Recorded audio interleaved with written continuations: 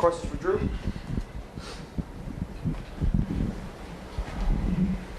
What areas do you think the team improved most from game one? What did you like the most?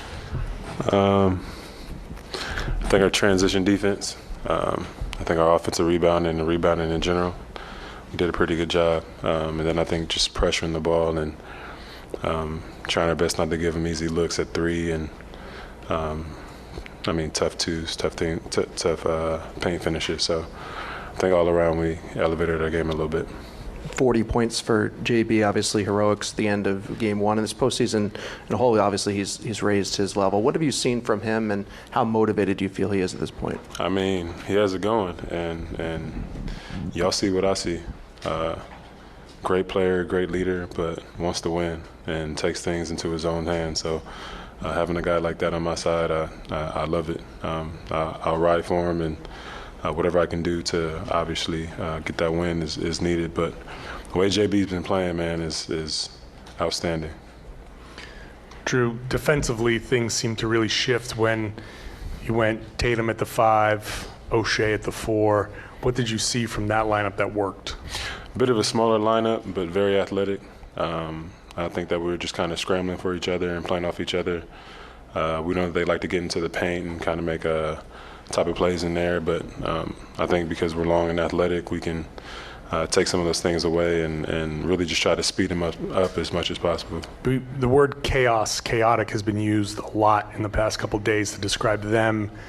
Is there an element of kind of returning that chaos with that smaller lineup? Does that kind of negate it somehow?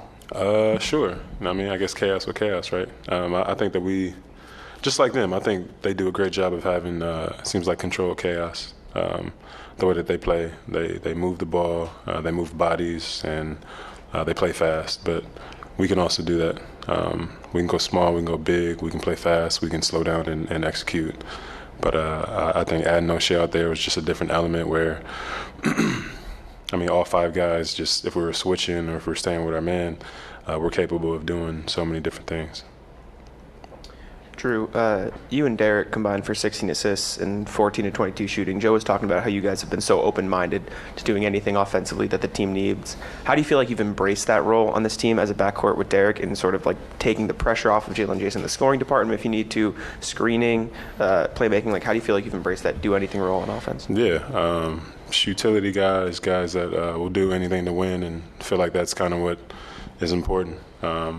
It's not necessarily getting your stats or seeing what it looks like, but doing whatever it takes to win. And Derek's done a great job this whole season of just setting up the offense, getting us to the things we need. I mean, he talks to me so much, telling me where to go, what to do. So as a point guard, Derek's been great and leading our team. Jrue, O'Shea was a plus 18 tonight in just over 12 minutes. What made his time so impactful, and how rewarding is it to see players like him that really haven't seen many minutes this postseason perform like that? Yeah, I'm happy to see that. And he stays ready. He hasn't seen many minutes this postseason. Probably didn't play as much as he wanted to during the regular season. But I just think that's a part of sacrifice and him staying ready. Him staying ready, I know it's tough because you're not really getting like game reps like that, but the way he came out and played, and I think like the first 2 minutes had 2 rebounds and great stops. Just really excited and glad to see him do that because, I mean, for one, it's a confidence booster, and 2, it's against his old team. So, Jrue, were you surprised at all that they went to the third string with 5 minutes left and it's still like 14, 15-point game? And in that situation, what's kind of the key to ensuring there's no let up and the game isn't over on your end? Yeah, just to continue to lock in. We know that these guys that are coming off the bench, if it's second or third string, this is their chance to make anything happen. And we know just the first and second unit of Indy, they're going to play hard, but these guys are going to play even harder. So we know on the big stage, anything can happen and guys can make plays, and we really just wanted to set the tone, especially toward the end of the game, or control the game toward the end of the game. Thank you, Jrue. All right. Questions for Jaylen?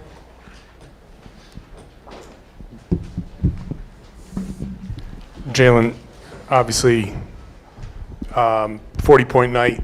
What were you seeing out there? And one of the things that Joe and Jason were talking about is your ability to make the right play while you're over there dropping 40. So what were you seeing on the floor? Just being aggressive, wanted to get out in transition and run, but wanted to attack their smaller guards, put pressure on them, get to the basket, get to the free throw line. Was there any motivation for you after hearing that you didn't make an All-NBA team? No, I wouldn't say that. What would you say? I mean, we 2 games from the finals, so honestly, I don't got the time to give a fuck. You felt like there was a lot of room for improvement after game 1. What did you guys do better tonight? I think we fought.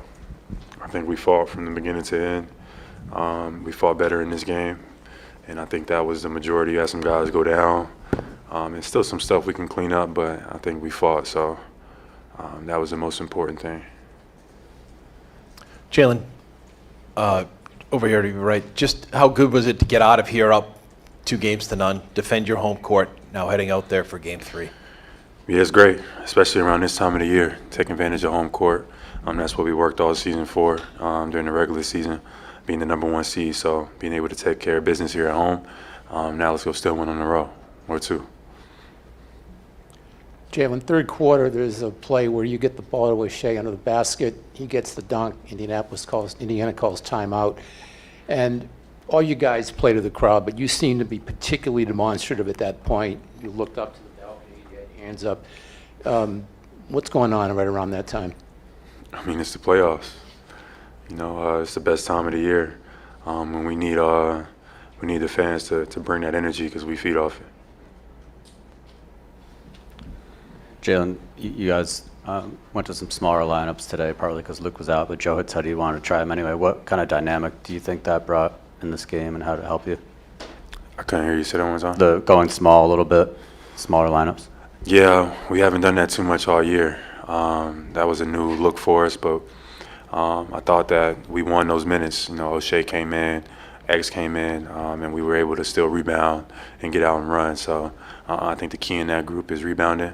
But that also allows us to play fast, to match their speed a little bit better and get matched up in transition. We just got to keep these guys in front of us, which is hard to do when they just, they're getting the ball, taking the ball at the net and just pushing it up the floor. But I thought those guys, O'Shea and X, in their minutes, had a great value.